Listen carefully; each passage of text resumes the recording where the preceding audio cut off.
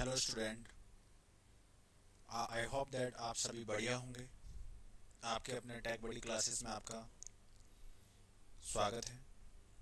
आज हम लोग डिस्कस करेंगे कूलाम्स लॉ। तो कूलाम्स लॉ होता क्या है?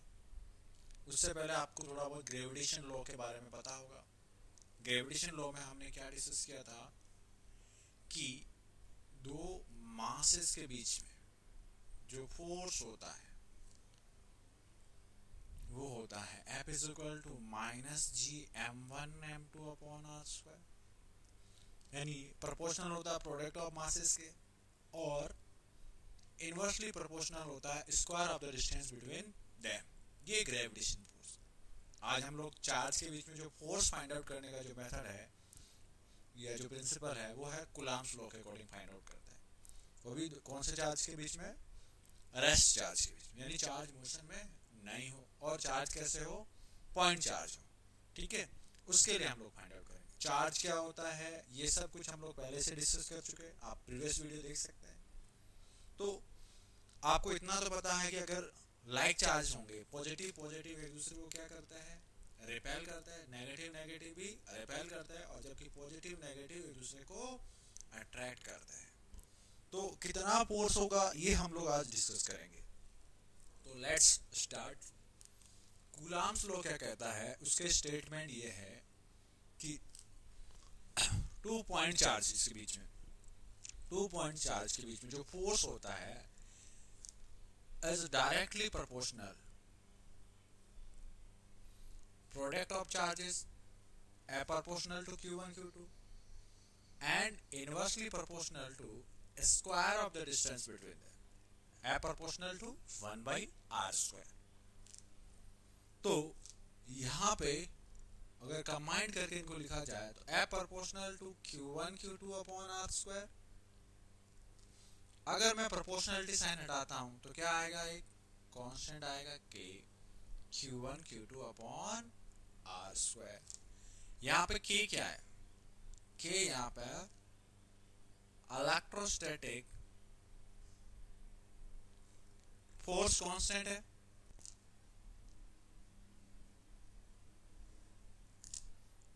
यानी कि अगर हम लोग बात, कूलाम्स लॉ क्या कहता है कि जो 2 चार्जेस है, 2 चार्जेस कौन से? वो भी पॉइंट चार्ज। जैसे कि यहाँ पे एक q1 चार्ज है और यहाँ पे एक q2 चार्ज है। ये हमारा q1 चार्ज है यहाँ पर और यहाँ पर q2 चार्ज है। और इसके बीच में जो डिस्टेंस है वो कितनी है? r है। q1 q2 के बीच में डिस्टेंस कितनी है? r है। ये हमारा r डिस्टेंस है। तो इसके बीच में जो फोर्स लगेगा F, ये जो F की वैल्यू होगी ये प्रोपोर्शनल होती है q1 q2 चार्ज के मैग्नीट्यूड के प्रोपोर्शनल और इनवर्सली प्रोपोर्शनल होती है 1/r स्क्वायर। तो यहाँ पे हमारा फॉर्मूला है F is equal to k q1 q2 upon r square. और दूसरा स्टेटमेंट ये है कि ये मीडियम पे डिपेंड करती है, यानी कि इन दोनों के बीच में q1 q2 के बीच में कैसा मीडियम है और it act along the line joining of the charges. और कैसे लगती है? लाइन जॉइनिंग ऑफ चार्जेस का मीनिंग ये है कि ये जो फोर्स लगेगा वो इसके लाइन जॉइनिंग ऑफ चार्जेस के लगेगा। मतलब कि q1 अगर यहाँ पे फोर्स लगाता है तो ऐसा नहीं कि ऐसे घूम के फोर्स लगाएगा, वो सीधा स्ट्रेट में फोर्स लगाएगा। आई बात समझ में? तो ये कहना चाहता है। तो यहाँ पे k क्या है? इलेक्ट्रोस्टैटिक फोर्स कांस्टेंट है। आपको ये वैल्यू आपको याद रख लेनी है कि F इज इक्वल टू क्या आता है? k q1 q2 upon r square आता है। तो k की वैल्यू होती है यहाँ पे 1/4 पाई एप्सिलॉन नॉट। यहाँ पे एप्सिलॉन क्या है? एप्सिलॉन नॉट इसको प्रोनाउंस करते हैं एप्सिलॉन। क्या बोलते हैं? एप्सिलॉन और नॉट बोलते हैं। यहाँ पे एप्सिलॉन नॉट क्या है, where epsilon naught is free space permittivity. Free space permittivity. Permittivity का मतलब क्या होता है, देखो गाड़ियों का जो परमिट होता है, क्योंकि आपको अगर सड़क पर गाड़ी चलानी तो क्या चाहिए होता है, परमिट चाहिए होता है। तो सेम यहाँ पे अगर Q1 और Q2 के बीच में अगर फोर्स अप्लाई करना है तो इनको मीडियम कितना परमिट करता है, तो वो यहाँ पे कांस्टेंट है free space permittivity epsilon not, क्योंकि ये चार्ज किस में रखे हुए हैं, वैक्यूम में रखे हुए हैं। दैट्स व्हाई यहाँ पे epsilon not free space permittivity है, ठीक है। तो एप्सिलॉन नॉट की जो वैल्यू आती है वो होती है 8.85 इंटू 10 की रेज़ टू पावर, ये 5 है, 10 रेज़ टू पावर -12 यूनिट की अभी हम लोग बात नहीं कर रहे।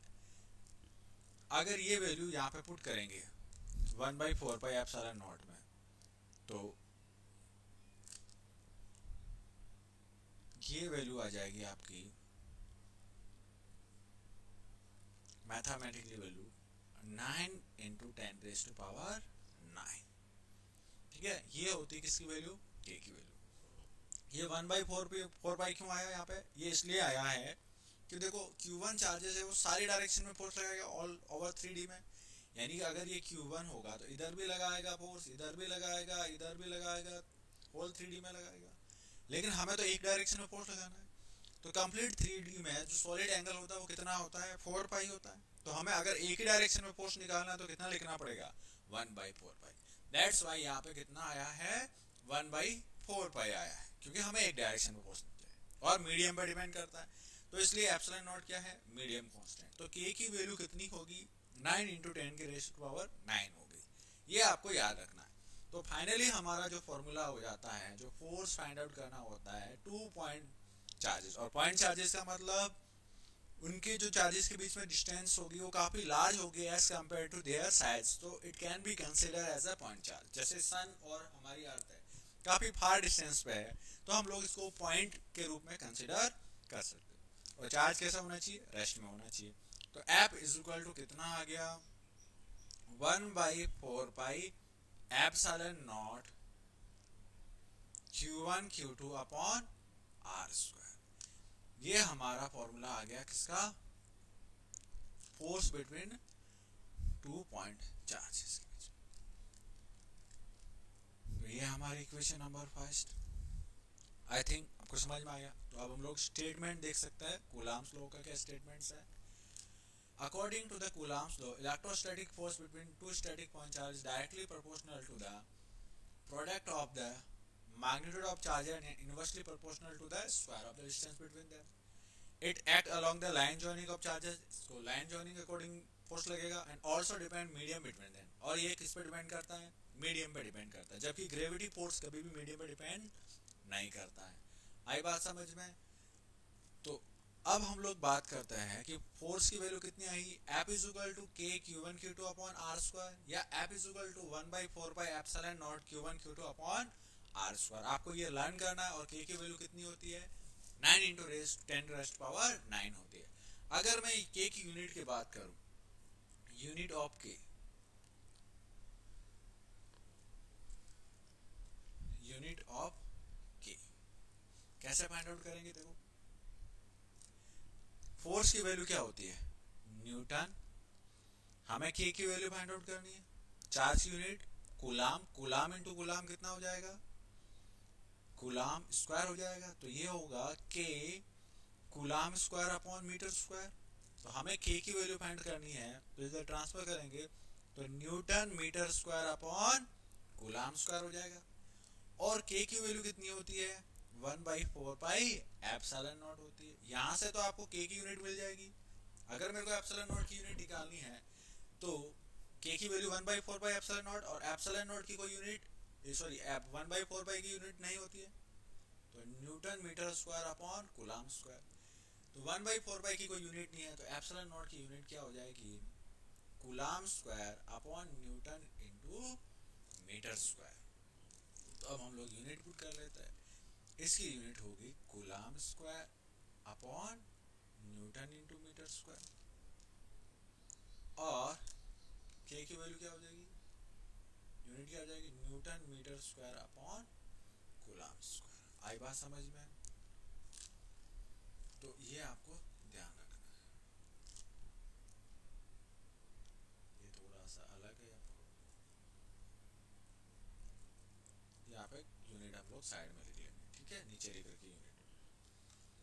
अब हम लोग बात करते हैं कि जो फोर्स होता है वो कैसी क्वांटिटी होती है, वेक्टर क्वांटिटी।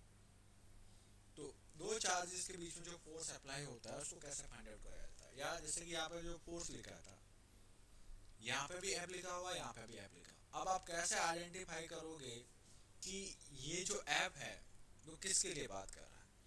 तो फिजिक्स में एक सिंपल एक लिखने का एक तरीका होता है कि जो फोर्स होता है उसको ऐसा लिखा जाता है एफ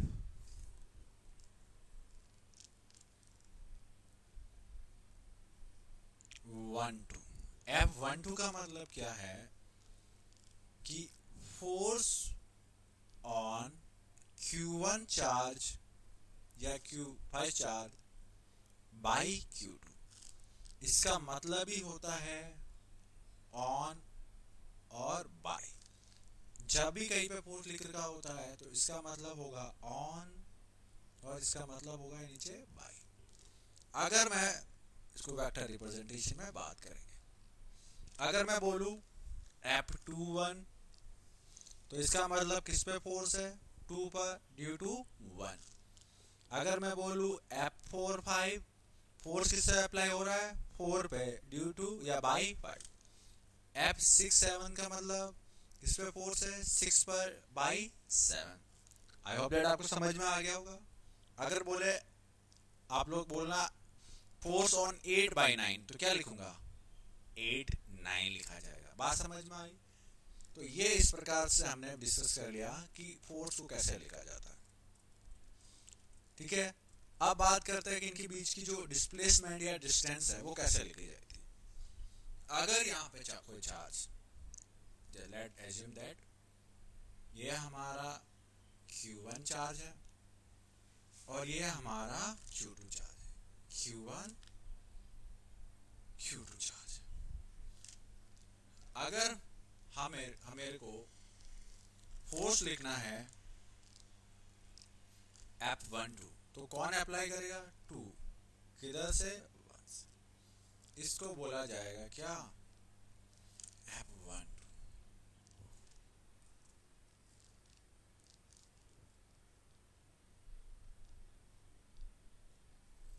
और इसके बीच में जो डिस्टेंस ली जाएगी यहाँ से, या डिस्प्लेसमेंट यहाँ से लेके यहाँ तक, ये होगी, इसको ऐसे लिखा जाएगा R12 वेक्टर। क्या लिखा जाएगा, R12 वेक्टर। R12 वेक्टर, तो देखो R12 वेक्टर क्या होता है, इस R12 का मतलब होता है टू फ्रॉम।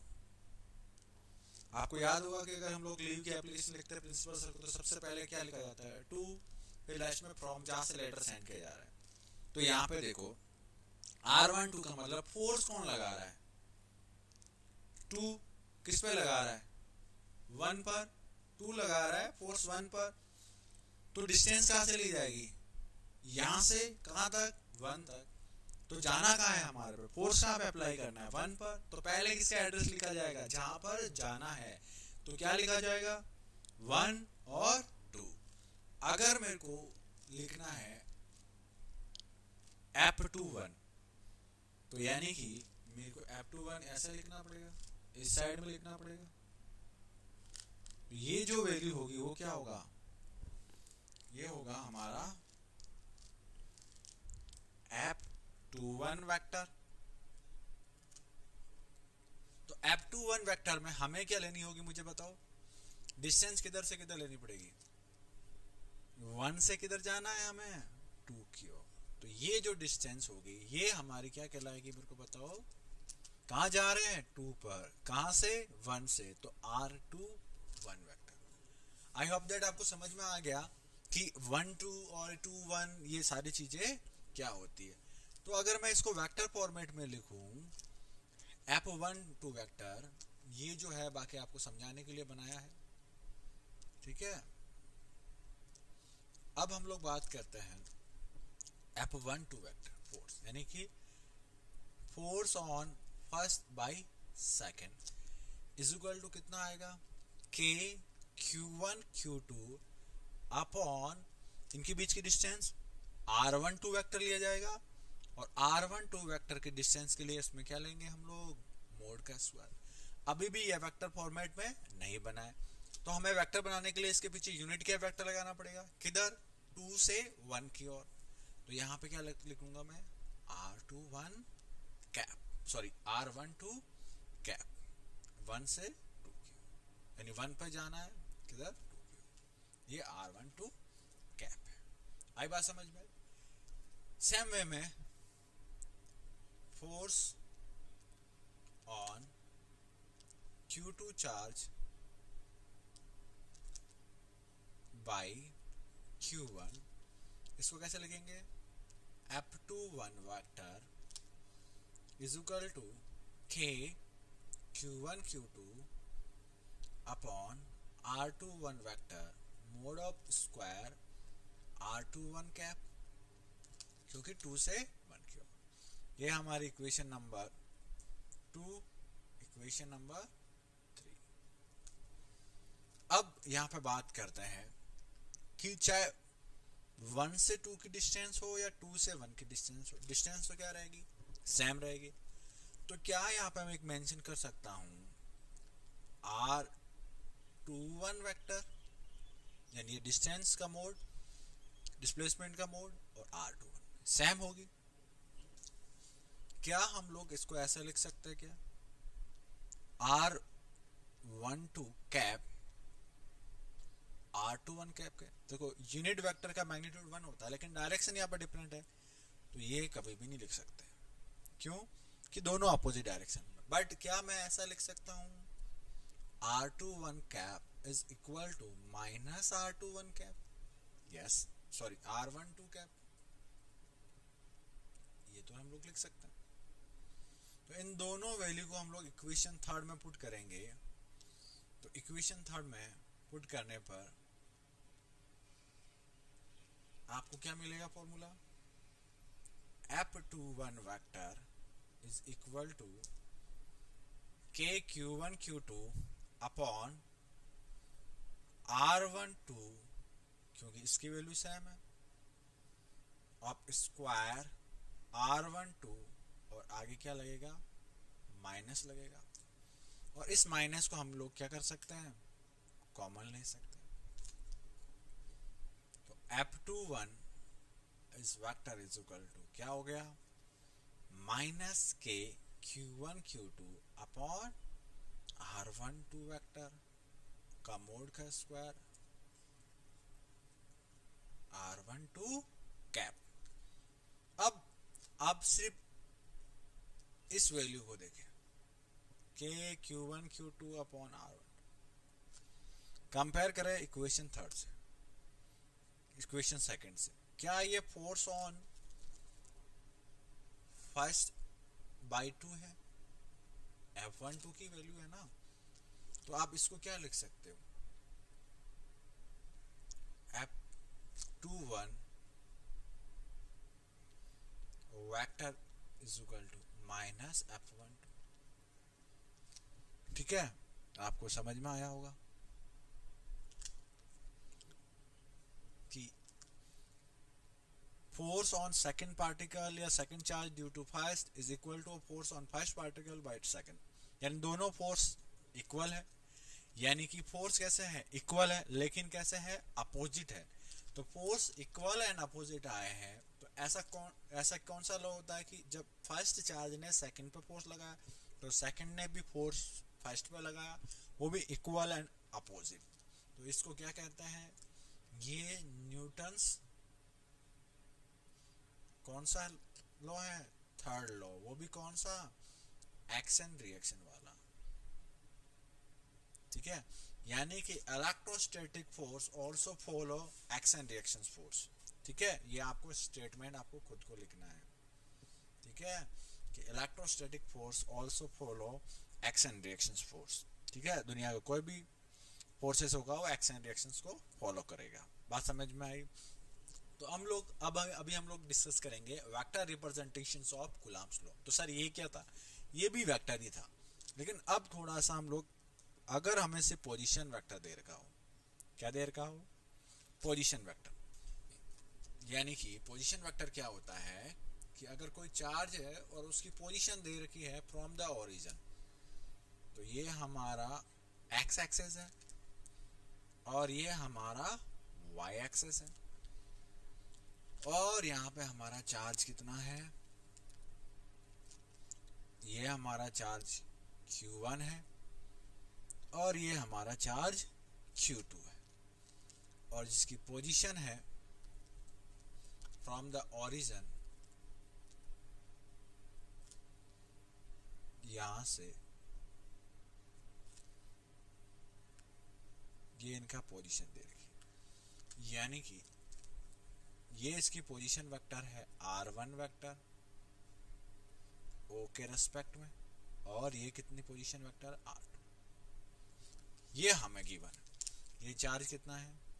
Q1 है।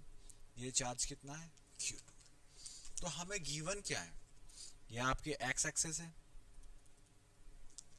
वाई एक्सेस है।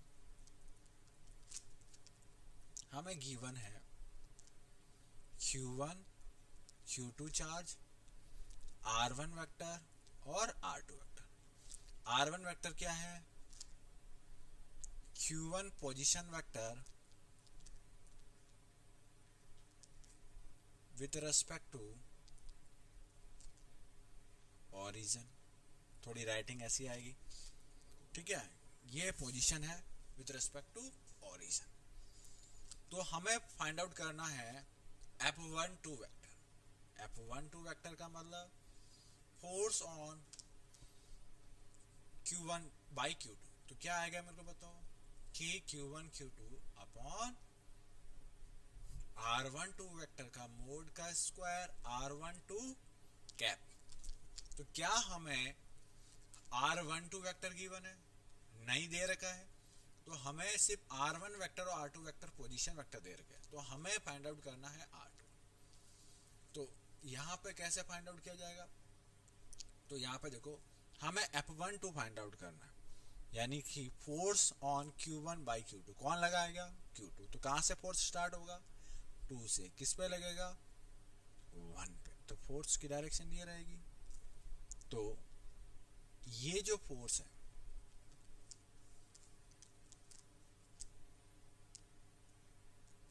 F12 वेक्टर इस साइड में, और ये जो यहां से यहां तक डिस्टेंस है ये कितनी है? R12 वेक्टर कहां पे जा रहे हैं? 1 पे फ्रॉम 2 से। तो यहाँ पे R12 वेक्टर फाइंड आउट करने के लिए यहाँ पे कौन सा लॉ लगाएंगे? Vector addition of triangle law.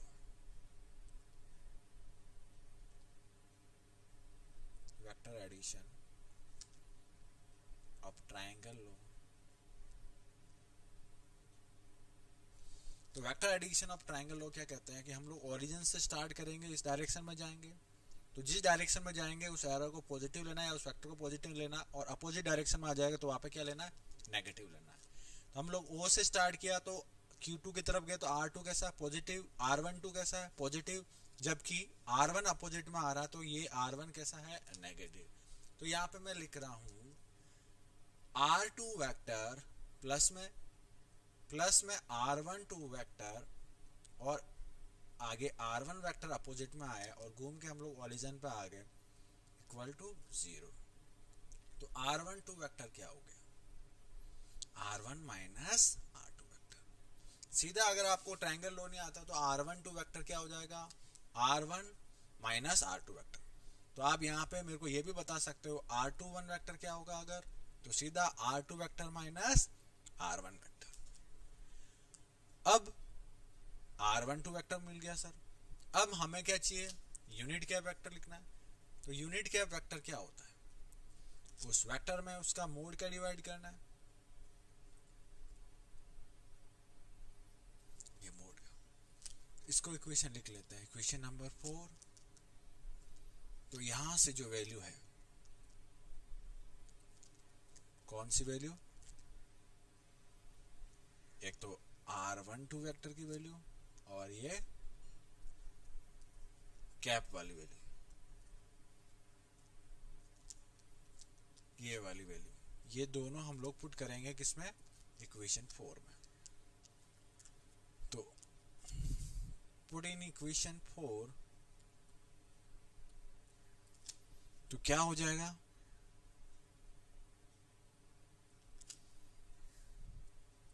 f12 vector is equal to kq1 q2 upon r12 vector का मोड का स्क्वायर। मैं से पहले पोजीशन वेक्टर पुट कर रहा हूं, r12 vector upon r12 vector का मोड का square.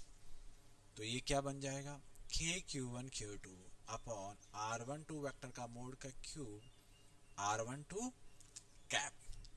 Then f12 vector it's became क्या हो गया, kq1 q2 upon r1 vector minus r2 vector की whole power cube r1 vector minus r2 vector.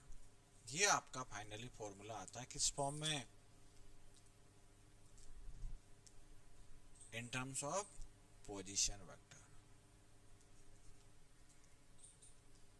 आई बात समझ में, ये आपका फॉर्मूला।